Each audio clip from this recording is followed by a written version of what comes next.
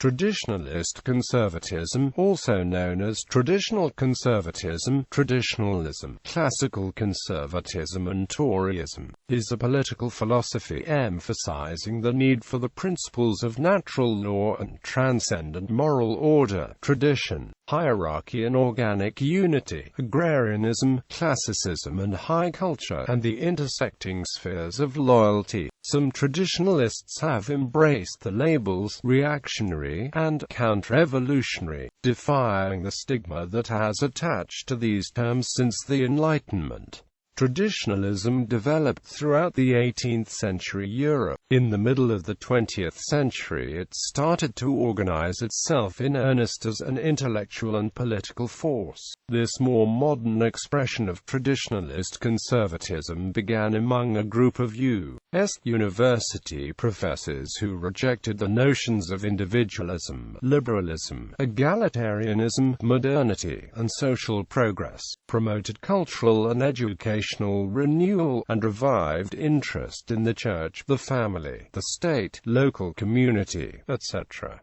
Key principles: natural law and transcendent moral order. Belief in natural law and transcendent moral order lay the foundation for traditionalist conservative thought. Reason and divine revelation inform natural law and the universal truths of faith. It is through these universal truths of faith that man orders himself and the world around him. Mankind organized society on the basis of these universal truths of faith. The traditionalist holds axiomatic the belief that religion precedes civilization. Most traditionalist conservatives embrace high church Christianity.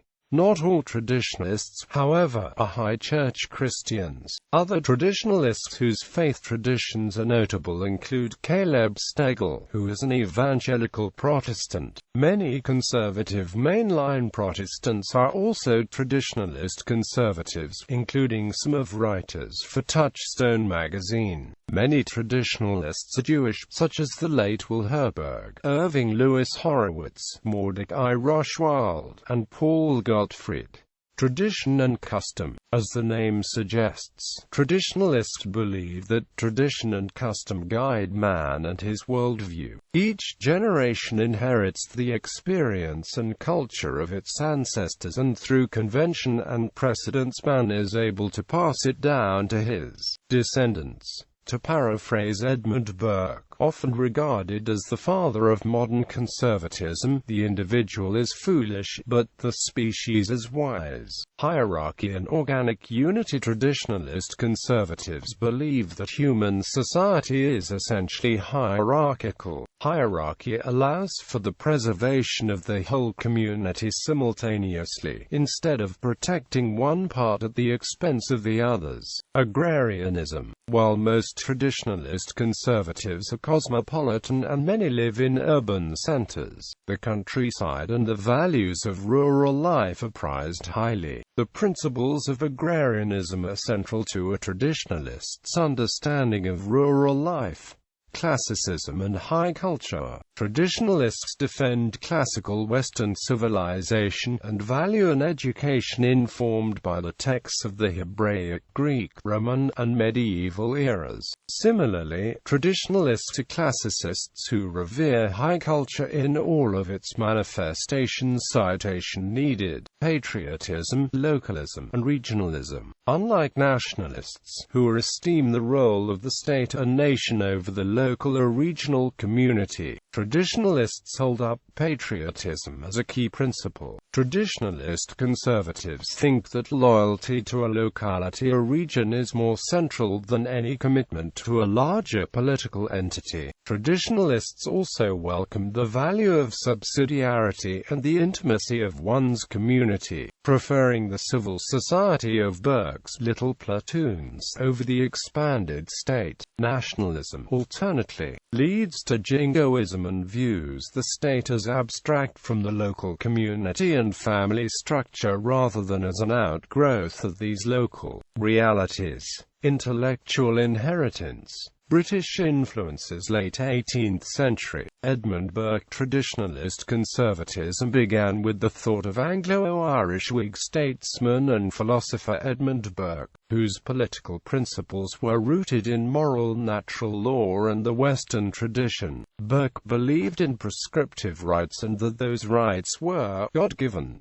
He also defended what he referred to as ordered liberty. Burke also advocated for those transcendent values that found support in such institutions as the church, the family, and the state. He was a fierce critic of the principles behind the French Revolution, and in 1790 his observations on its successes and radicalism were collected in Reflections on the Revolution in France. In Reflections he called for the constitutional enactment of specific, concrete rights and warned that abstract rights could be easily abused to justify tyranny. American social critic and historian Russell Kirk read that the Reflections burns with all the wrath and anguish of a prophet who saw the traditions of Christendom and the fabric of civil society dissolving before his eyes. Burke's influence extended to later thinkers and writers both in his native Britain and in continental Europe. Among those influenced by his thought were the English Romantic poets Samuel Taylor Coleridge, William Wordsworth, and Robert Southey, Scottish Romantic author Sir Walter Scott, and the counter-revolutionaries writers, the French François-René de Chateaubriand and Louis de Bonnel, and the Savoyard Joseph de Maistre. In the United States, the Federalist Party and its leaders, such as President John Adams and Secretary of the Treasury Alexander Hamilton, best represented Burke's legacy. 19th-century Coleridge, Carlyle, Newman, and the critics of material progress. Burke's traditionalist conservatism found its fiercest defenders in three: cultural conservatives and critics of material progress, Samuel Taylor Coleridge, Thomas Carlyle, and John Henry Newman. According to traditionalist scholar Peter Viereck, Coleridge and his associate and fellow poet William Wordsworth began as supporters of the French Revolution and the radical utopianism it spawned, but by 1798 their collection of poems, lyrical ballads, had rejected the Enlightenment thesis of reason over faith and tradition. Coleridge's later writings, including lay sermons, Biographia Literaria, and Aids to Reflection, justified traditional conservative positions on hierarchy and organic society, criticism of materialism and a merchant class, the need for inner growth that is rooted in a traditional and religious culture. Coleridge was a firm believer in social institutions and a harsh critic of Jeremy Bentham and his utilitarian philosophy. Writer, historian, and essayist Thomas Carlyle was also an early traditionalist thinker, defending medieval notions such as aristocracy, hierarchy, organic society, and class unity over socialism and the cash nexus of laissez-faire capitalism. According to Carlyle, the cash nexus was when social relationships were merely reduced to economic gain. A champion of the poor, Carlyle believed that the fabric of British society was being threatened by mobs, plutocrats, socialists, and others who wanted to exploit them and perpetuate class resentment. A devotee of Germanic culture and Romanticism, Carlyle is most known for his writings Sartoris Ortus and Past and Present. In the mid-19th century, the Church of England experienced a Catholic revival in the form of the Oxford Movement, a religious movement designed to restore the Catholic nature of Anglicanism. Led by John Keble, Edward Pusey, and John Henry Newman, the Tractarians condemned religious liberalism while defending dogma, ritual, poetry, tradition. Like Coleridge and Carlyle, Newman and the Tractarians were critical of material progress, or the notion that wealth, prosperity, and economic gain were the sum of human existence.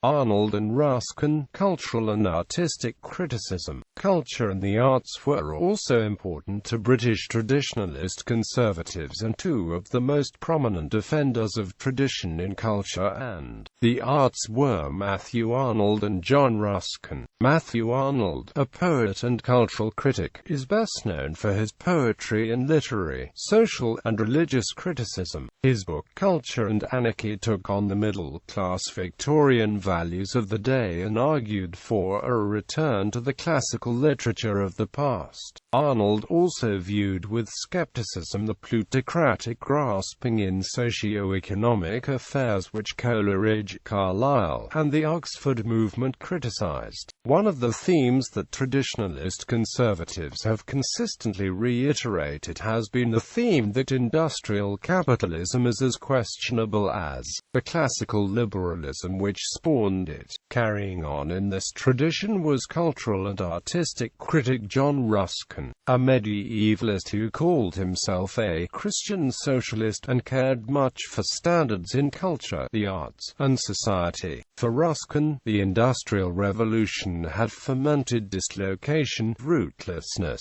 and the mass urbanization of the poor. In his art criticism, he wrote The Stones of Venice, which took on the classical tradition while defending Gothic art and architecture. His other works included The Seven Lamps of Architecture and to this last, Benjamin Disraeli and One Nation Conservatism. In politics, the ideas of Burke, Coleridge, Carlyle, Newman, and other traditionalist conservatives were distilled into the policies and philosophy of former British Prime Minister Benjamin Disraeli. Disraeli in his younger years was an opponent of middle-class capitalism and the industrial policies that were promoted by the Manchester Liberals.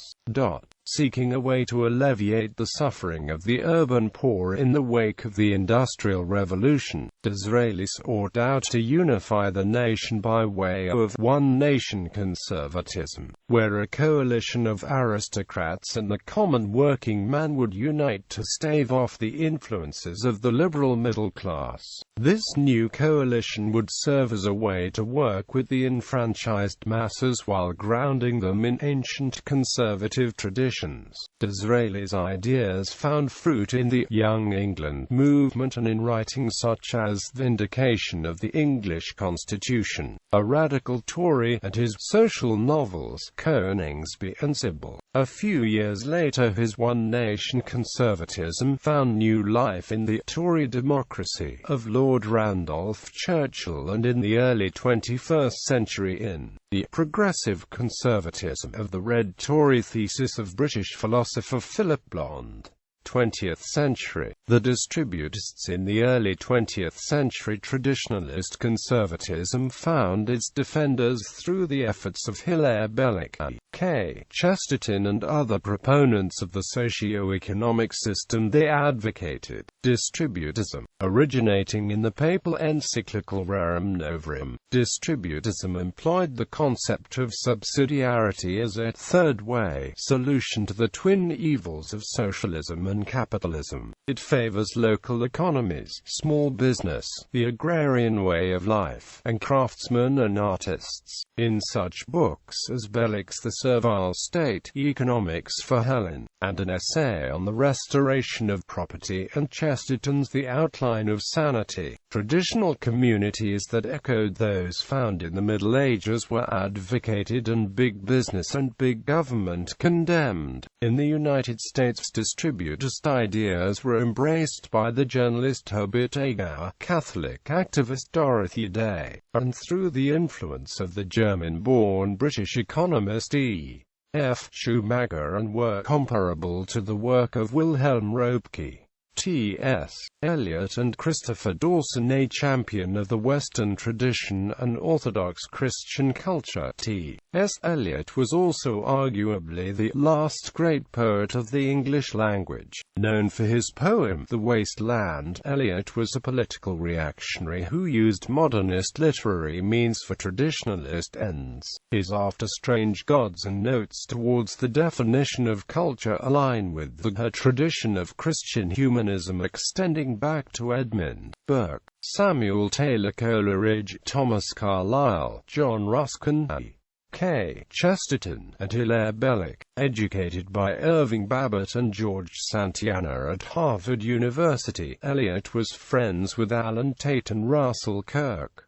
Praised by T.S. Eliot as the most powerful intellectual influence in Britain, historian Christopher Dawson is a key figure in 20th-century traditionalism. Central to his work was the idea that religion was at the heart of every culture, especially Western culture, and his writings, including The Age of Gods, Religion and Culture, and Religion and the Rise of Western Culture, reflected this view. A contributor to Eliot's criterion, Dawson believed that after World War II, religion and culture were central to rebuilding the West in the wake of fascism and the rise of communism. American influences. Late 18th and early 19th centuries. The Federalists. In terms of classical conservatism, the Federalists had no truck with European-style aristocracy, monarchy, or established religion. Historian John P. Diggins says that, thanks to the framers, American conservatism began on a genuinely lofty plane. James Madison, Alexander Hamilton, John Marshall, John Jay, James Wilson, and, above all, John Adams aspired to create a republic in which the values so precious to conservatives might flourish: harmony, stability, virtue, reverence, veneration, loyalty, self-discipline, and moderation. This was classical conservatism in its most authentic expression. Something akin to Burkean traditionalism was transported to the American colonies through the policies and principles of the Federalist Party and its leadership as embodied by John Adams and Alexander Hamilton. Federalists strongly opposed the French Revolution, defended traditional Christian morality, and supported a new natural aristocracy based on property, education, family status, and sense of ethical responsibility. John Adams was one of the earliest defenders of a traditional social order in revolutionary America. In his defense of the Constitution, Adams attacked the ideas of radicals like Thomas Paine, who advocated for a unicameral legislature. His translation of Discourses on de Villa, which also contained his own commentary, was an examination of human motivation in politics.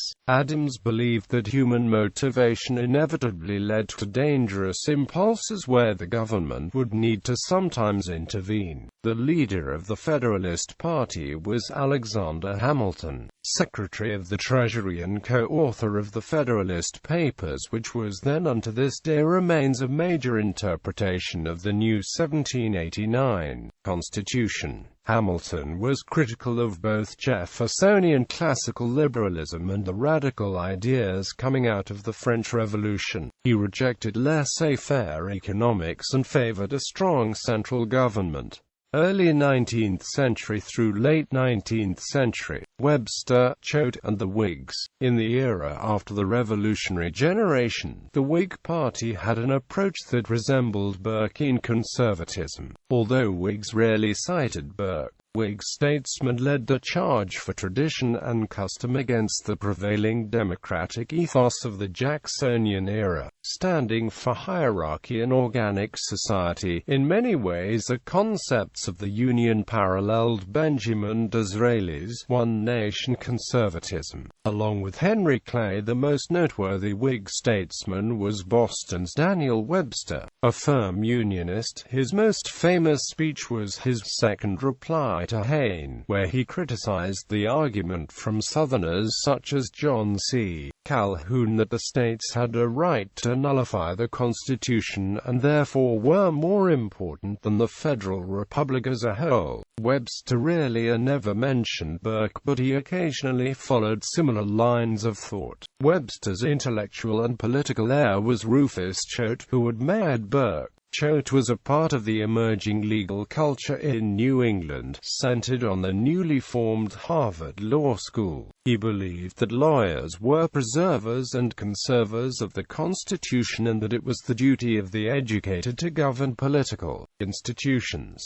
Choate's most famous address was "The Position and Functions of the American Bar as an Element of Conservatism in the State." George Ticknor and Edward Everett, the "guardians of civilization," two figures in the Northern antebellum period, were what Emory University professor Patrick Hallett referred to as the "guardians of civilization." George Ticknor and Edward Everett. George Ticknor, a Dartmouth-educated academic at Harvard, was the chief purveyor of humane learning in the Boston area, a founder of the Boston Public Library and the scion of an old Federalist family. Ticknor educated his students in Romance languages and the works of Dante and Cervantes at home while promoting America abroad to his many international friends, including Lord Byron and Talleyrand.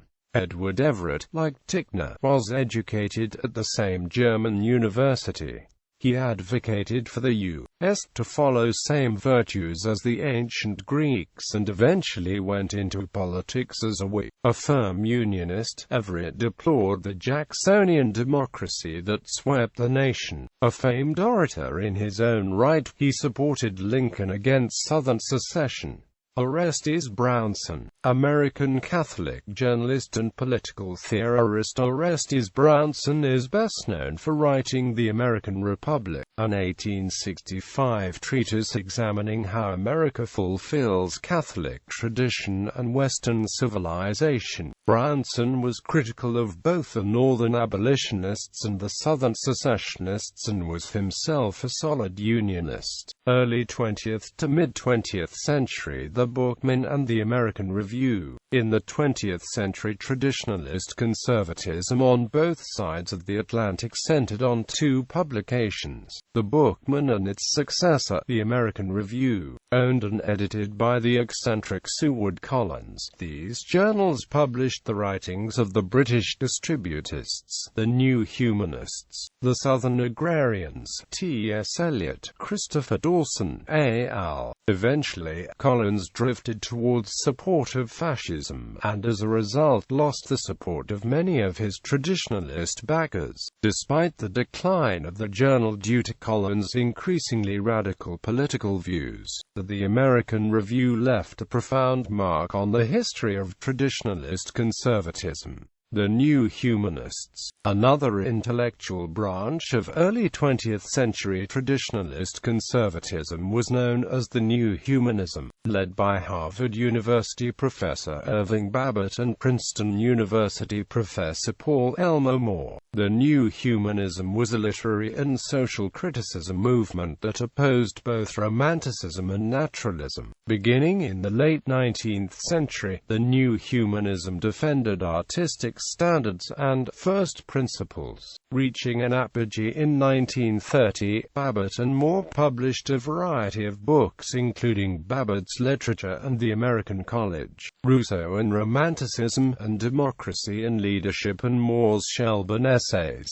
The Southern Agrarians. One other group of traditionalist conservatives were the Southern Agrarians, originally a group of Vanderbilt University poets and writers known as the Fugitives. They included John Crow Ransom, Allen Tate, Donald Davidson, and Robert Penn Warren. Adhering to strict literary standards, in 1930 some of the Fugitives joined other traditionalist Southern writers to publish I'll Take My Stand, which applied standards sympathetic to local particularism and the agrarian way of life to politics and economics, condemning Northern industrialism and commercialism. The 12 Southerners who contributed to the book echoed earlier arguments made by the distributists. A few years after the publication of I'll Take My Stand, some of the Southern Agrarians were joined by Hilaire Belloc and Tobit Agar in the publication of a new collection of essays entitled Who Owns America? A New Declaration of Independence.